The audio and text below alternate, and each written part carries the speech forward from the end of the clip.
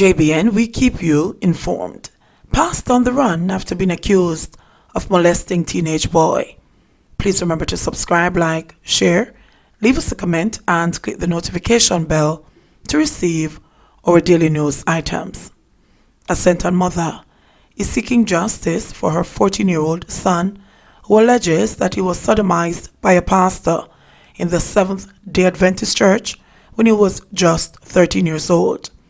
The mother is livid that the police did not apprehend the pastor immediately after she made the report, giving him time to resign from the church and skip the island hours after giving a backhand confession in which he apologized for abusing the child.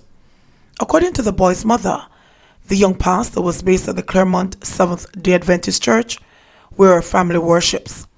When he befriended the family before he was transferred to the Seventh-day Adventist Church in Little London, Westmoreland. But the leadership of the church group has said that while they were aware of the allegations against the pastor, who has since resigned, that was not why he was transferred. The Bible condemns child sexual abuse in the strongest possible terms.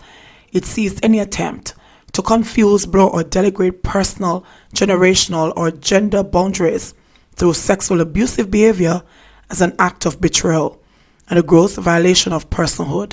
It openly condemns abuses of power, authority, and responsibility because these strike at the very heart of the victim's deepest feelings about themselves, others, and God, and shatter their capacity to love and trust, said the church, as it distanced itself from sexual predators. But that is not enough for the mother, who said in September 2017, when her son aced the grade 6 achievement test GSAT, the pastor offered to take him to lunch as a treat, which was also part of his present for the boy's birthday, which had just passed. Him said to me, "Mommy, may I carry your son and some other young children for lunch? Because of Sabbath and all with their church." Me say, "Okay." When my son came back from the pastor's house, me notice him have a phone, and me say, "Where you get the phone?" And him say, "A pastor game." So me go rocks up the pastor and me say to him, "Why did you give my child a phone without asking us permission?" And him says, "Because him do so well in GSAT." So me tell him that he should not give my child a gift without asking my permission. "Don't do it again," said the mother. Months later, her sister noticed that there was pornographic material on the phone and called the pastor who had given the boy the phone. At that time, the little boy also started misbehaving and refusing to obey the rules that the family had set. In desperation, the family again turned to the pastor for help with the child, and in September 2018, the decision was made to have the boy sleep over at the pastor's house for help with his homework. So he went there the Saturday night and came back Sunday morning. That time the pastor was living in Miami Bay, the mother said. According to the mother, in the year following that incident, the family noticed that the boy, who was now 14 years old, had no interest in cartoons, action movies, or any of the things that most boys his age gravitated towards. Instead, he was interested in fashion shows, dolls, and other feminine pursuits. So me start asking him questions, and me tell him, say, if me find out that him a go the other way, me a go lick him, kill him, because he a God picking, and you have to walk in the way of the Lord, because God no make no Adam and Steve, the distraught mother said she told her son. She said days later, on Monday, January 6, the boy broke down and confessed to her that on the day the pastor gave him the phone, he had kissed him in a sexual way, and that on the night of the sleepover, the pastor buggered him. You see, when he tell me peep up myself, my husband mouth up my wide, my bigger son flying out the room, and him say, "Me not buy that. Pastor really interfere with you?" And the little boy just start cry and talk, and he tell me everything from start to finish. Added the mother. I told my son, "Make sure what you're saying to me is true, you know, because you can be sued for defamation of character." And he said, "Mommy, why would I tell a lie on myself and tell a lie on the man?"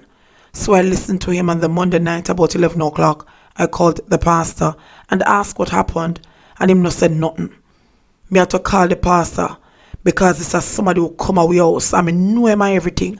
And me ask him, "What you have to say for yourself?" And him no say nothing. Then my son blurt out, I bet you talk the truth now, because me can't hold this any longer. Just tell mommy the truth and done. And him still not say nothing.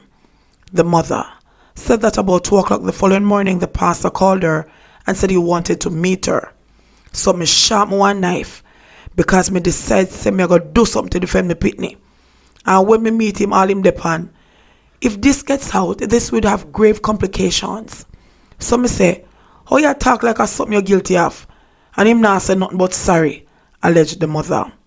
Having met with the pastor, the concerned mother took her son to the police's Center for the Investigation of Sexual Offences and Child Abuse Sissoko office in St. Anne's Bay, where they made a report.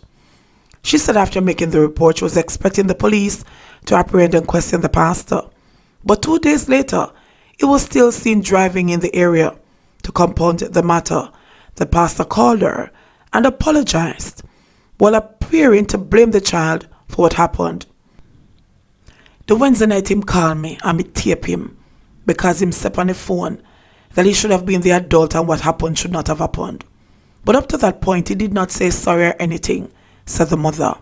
Having not heard from the police 2 days after reporting the matter, the mother called the Sissoko detective, to whom she had made the report, and the answer from the cop was like a dagger to her heart. She got tell me say, she did not tell me to make a formal statement, because when the child gave the report, the child said him forgive the pastor. Me say, miss, you're talking foolishness. Because how can a child forgive an adult? Him don't know nothing about forgiveness, declared the clearly upset mother. She said the child did not tell the cop that he had told the pastor he had forgiven him, but that was in relation to the case. When the case happened, the pastor said to the child, Jesus Christ, I want me just do, me dead now. No tell your mother. Me no know what me I go do, recounted the mother, who said 2 weeks later the child told the pastor that he had forgiven him. The mother said the detective directed them to visit the victim support unit in the parish because she said the child needed to talk to someone. I went to victim support and the lady there talked to us and sent us back to the station to give the statement. But by that time the man gone already. And me tell the detective said the man have a US visa, so they had to stop the man from leaving. But she said she never get that message, the mother said. I've been asking the police what time him leave the country and where was his destination. But they have told me nothing, said the mother as she railed against the pastor for stealing her son's innocence and the police for failing to capture the pervert. Lord, me Papa Jesus, boy. JBN, we keep you informed. Please remember, subscribe, like, share, leave us a comment, and click the notification bell to receive our daily news items.